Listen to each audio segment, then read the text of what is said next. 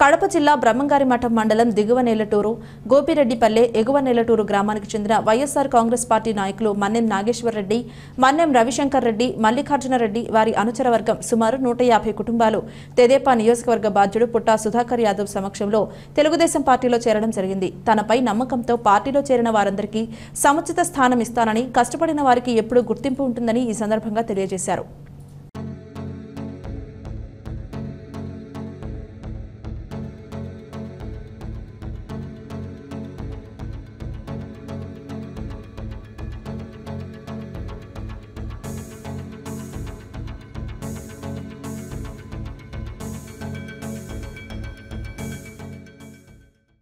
ఈరోజు మన మఠం మండలంలో నాగేశ్వర రెడ్డి, అదే రకంగా రవిశంకర్ రెడ్డి వీరిని కోఆర్డినేట్ చేసి మన మండల ఇన్ఛార్జి సుబ్బారెడ్డి గారు, అదే పోలరెడ్డి గారు అందరు కలిసిమెలిసి ఈరోజు ఐక్యతగా మన పార్టీని బలోపేతం చేసేందుకు వారందరూ కలిసిమెలిసి ఉన్నందుకు వారికి అందరూ కూడా ధన్యవాదాలు తెలియజేసుకుంటున్నా.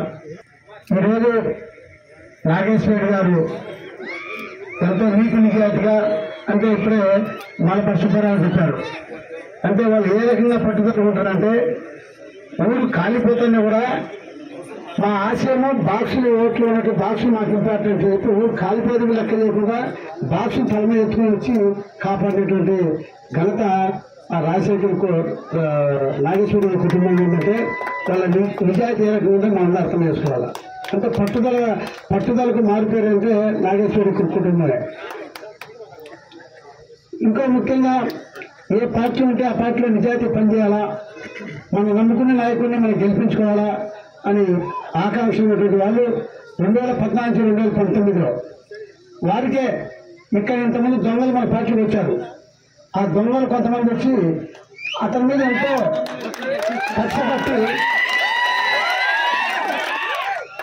కక్ష కట్టి అతని మీద ఎన్నో కేసులు పెట్టారు. నా దగ్గరికి వచ్చారు, ఎందుకంటే మా పార్టీ డబ్బు నేను చేయాల్సింది అవుతుంది, ఏ ఊరైనా పార్టీ ఉంటే చేయాలా. ఆ రోజు వాళ్ళ మీద నమ్మి వీళ్ళు చేసినా కూడా అంత ఇబ్బందులు పడినా ఏం పడినా మన నాయకుడు గెలవాలని చెప్పి 2019లో ఏమి చేస్తే ఆ దొంగలు ఏం చేశారు, నా దగ్గర అంత అనుభవించుకొని మళ్ళీ లాస్ట్ 2019లో అందరూ ఒక పక్క పనిచేసారు. అంటే ఎవరికి నీతి నిజాయితీ ఉంది? కాబట్టి నీతి నిజాయితీగా వీళ్ళున్నారు. 2019లో గవర్నమెంట్ వచ్చింది, వైకాపా ప్రభుత్వం వచ్చింది. వచ్చిన తర్వాత ఇంత నిజాయితీ పనిచేసిన వాళ్ళకు పనిచేయాలి లేదా? అది ఎన్నో రోజులు నిజాయితీ ఉన్నటువంటి కుటుంబాలను వదిలేసి దొంగలు మా పార్టీ నుంచి పెడితే వాళ్ళకే పనిచేసి వచ్చింది. అంటే డబ్బుల కోసము, డబ్బులు ఎక్కడెక్కడ కమిషన్ వచ్చాయో దానికోసం చూసే నాయకుడు మన శాసనసభ్యులు. ఇదే రకంగా ఈయన కాంగ్రెస్ పార్టీలో ఒకే పార్టీలో ఉన్నాడు.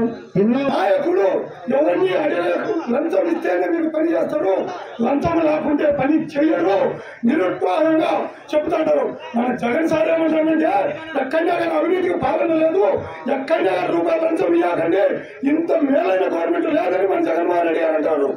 మరి అక్కడ జరిగేది ఇక్కడ జరుగుతుందా? మన ప్రజలు ఒకసారి చెప్పాలా? ఏ ఆఫీసులో జరుగుతుందా?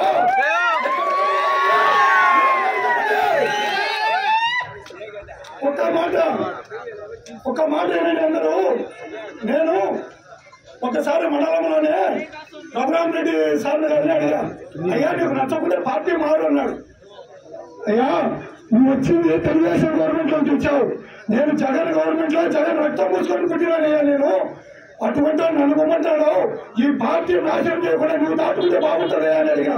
ఇక్కడ ఉండే విలేకరులు కూడా కొందరికి తెలుసు నేను మాట్లాడింది.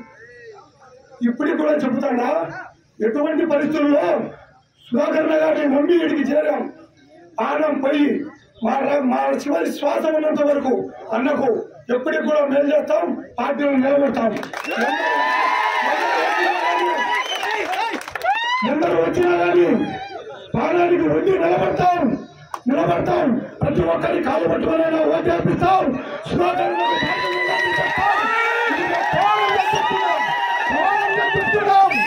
చేసుకునే వాళ్ళు ఒక అడుగు ఎదికేసి వాళ్ళు ఒక అడుగు ముందుకిచ్చి మనకు ప్రతి బూత్ లో ఓట్లు తేవాలి. ప్రతి బూత్ లో 100 నుంచి 150 ఓట్లు తెచ్చే 2500 నుంచి 3000 ఓట్లు తెచ్చే మనం మెజార్టీలో వస్తాం. ఇప్పుడుండే యోచనలో గవర్నమెంట్ వ్యతిరేకత, నాయకుల వ్యతిరేకత, దీన్ని బట్టి మన ప్రతి గ్రామంలో ఓట్లు పెరిగే అవకాశం అవకాశం ఉంది. ఆ అవకాశం ఉందని మనం చల్లెట్టకుండా ఎప్పటికైనా సరే పక్కనోని కానీ పక్కింటోని కానీ పక్కూరులోని కానీ మనం మాట్లాడాల్సిన బాధ్యత మనకుంది. మన పక్క ఊరిలో నుంచి మన ఊరికి వచ్చి వాళ్ళు మాట్లాడుతూ ఉంటూ వాటి కరకట్ట కాదని మంచిది కాదు. ఆ సమస్యలు ఉంటే సుధాకర్ గారి దృష్టి తీసుకుపోయి మన నాయకుల దృష్టి తీసుకొచ్చి ఆ ఊళ్ళో వాళ్ళ సమస్యలు రాకుండా చేసే బాధ్యత సుధాకర్ గారు తీసుకుంటారు. కాబట్టి ఏ ఊళ్ళో ఇచ్చే గ్యారంటీ వాళ్ళ మనస్ఫూర్తిగా అందరికీ సుధాకర్ చూస్తాడు. ఇంతవరకు జరిగింది ఒక రకము, ఇప్పుడు జరగబోయేది ఒక రకము. ఖచ్చితంగా మనం గెలిచితే ఏం చూసుకోవచ్చు. గెలిచిన తర్వాత ఎన్నో తుమ్మ చెట్ల కింద ఉండి వారు పులుకుపోతాడు వాడు శైలి అంటే జరగదు. తుమ్మ చెట్టుకుంటే ఓటు తేవాలా, మిగతా ఉంటే ఓటు తేవాలా. ఓటు అనేది ఆనిముత్యం లాంటిది. మనం ఖచ్చితంగా వచ్చి ఆ ఓటు ఏడ్చేనే మనం గెలుస్తాం. ఏదో వాడు చేస్తాడులే వాడి చేతికి అందించుండులే అనే పద్ధతి భావన వద్దు. ఎవడో ఒకరు ఉండాలా, ఎవడో ఒకరు ముందుకు పోవాలా, వాడు చేతి చేయడం జరుగుతుంది. కార్యకర్తల్లో బ్రహ్మాండంగా ఉంది, ప్రజల్లో బ్రహ్మాండంగా ఉంది, ఓటర్స్ లో బ్రహ్మాండంగా ఉంది. ఈ బ్రహ్మాండంగా ఉంది అని చెప్పి వాళ్ళు వేరు. ఆ ఊరి కార్యకర్త ఆ పేదవాడైన ఓటర్ దగ్గరికి వాళ్ళ సమస్యలు ఏముండయి, వాళ్ళకి ఏమి లేవు అని చెప్పి మన కార్యకర్త అక్కడ ఓటర్లే తీసుకుపోవాలి వాళ్ళకి అందించేది అందాలి. ఏమి లేవు వాడిచ్చుండులే మనమిచ్చుండే అనుకుంటే మనకు జరిగే పద్ధతే కాదు. ఈ 40 రోజులు మనం కష్టపడి మన నాయకుడు గెలిపించుకొని మన గవర్నమెంట్ తెచ్చుకుంటే మీరు ఎన్ని మాట్లాడినా సత్య చెప్పేదానికి